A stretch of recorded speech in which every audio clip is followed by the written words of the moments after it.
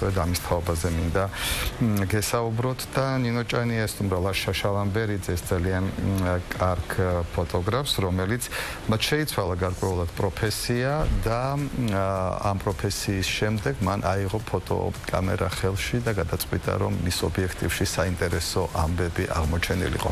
ვნახოთ რეპორტაჟი და უფრო ახლოს გავიცნოთ ფოტოგრაფი.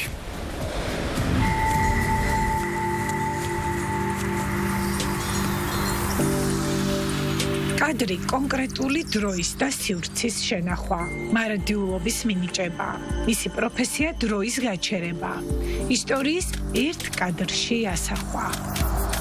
პირველად როცა ვიყიდე პროფესიონალური კამერა და გავიხედე ლინზიდან, მე თელია ეს 1 წელი თუ 2 წელი თვალებიდან ვიყურებოდი, ისე თითქოს ვიყურებოდი ლინზიდან და ანუ ყველაფერს ხედავდი კადრებად. არის რაღაც კადრები ჩემს ცხოვრებაში, რომელიც აი თვალიდან არ ამომდის. არის რაღაც კადრები, რომელმაც ადამიანების ცხოვრება შეცვალა, არის რაღაც კადრები, რომელიც შემეძლო გადამეღო და ვერ გადავიღე. ძალიან რთულია ხოლმე, როცა რაღაცას ხედავ, რთულია, რომ დაინახე ის უკვე მოხდა, იმას ვეღარ გადაიღებ. და ამიტომ ვცდილობ ხოლმე, რომ სულ ფოტოაპარატი მქონდეს თან და სულ ყურადღებით ვიყო, როცა ხალხთან მაქვს ხოლმე ურთიერთობა.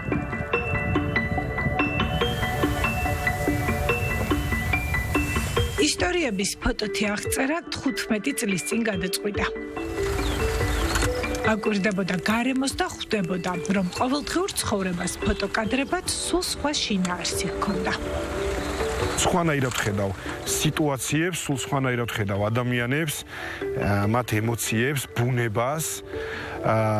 ეხლა გატაცება მაქვს ესეთი, რომ ანუ მინდა რომ ცხოველები და ფრინველები გადავიღო და ეს სულ სხვა ისტორია არის საერთოდ ცხოველები და ფრინველები, როგორც ადამიანს აქვს ემოცია და ქცევები, ესე უნდა შეისწავლო იმათი ქცევები და ისე უნდა გადაიღო იმათი ემოციები.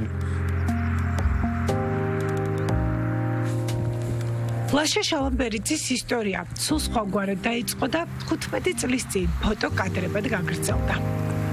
ცხოვრების განმავლობაში უამრავი სამსახური, უამრავი რაღაცა შევიცვალე, ის პროფესიით იურისტი ვარ, იურიდიული დამთავრებული, მაგრამ ანუ ჩემთვის საინტერესო არაფერი არ იყო და ეხაც ჩემი მეგობრებიც მეუნებიან და მეც ჩემ თავს ვეუნები, რომ ფოტოგრაფიით მე ვიპოვე ჩემი თავი.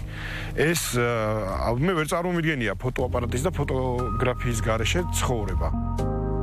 კამერამ ადამიანებთან და გარემოსთან მეტად დააახლოვა. ამ სიახლოვემ თავისუფლება მიანიჭა. ასე გაჩნდა სურვილი უფრო მეტის კეთების, უფრო მეტი ისტორიის აღბეჭდვის და მოყოლის.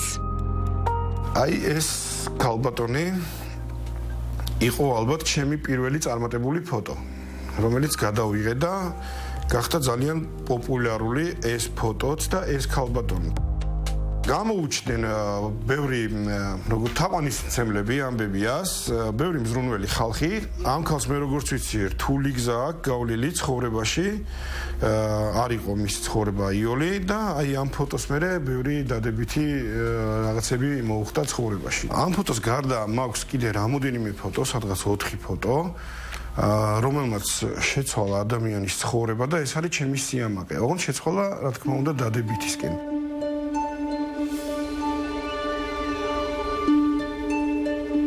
გადავიღე პატარა ლიზიკო, რომელიც აფხაზეთში ცხოვრობს და გახდა მოდელი.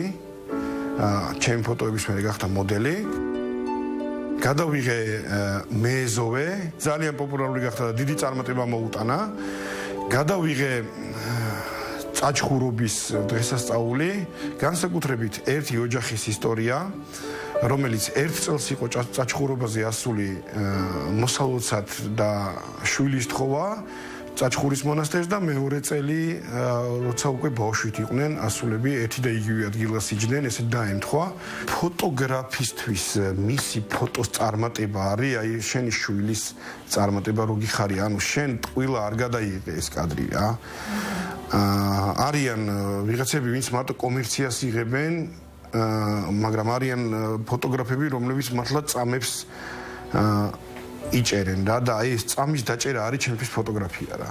წამის დაჭერა და ისტორიის დაწერა ფოტოთი არის ჩემთვის ფოტოგრაფია.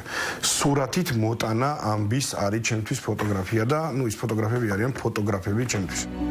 ლაშასთვის ფოტოგრაფია ამოუწურავია. ზუსტად იცის, გადასაღებს მუდმივად მიაგნებს და იპოვის. მისი ცხოვრება კამერა და კამერის ობიექტივიდან დანახული სამყაროა. ლაშა შალომბერიძე ბედნიერია, რომ იმ პროფესიის ნაწილია, რომელსაც ყველაზე კარგად შეუძლია ისტორია შემოინახოს. და მართლაც ალბათ ფოტოგრაფია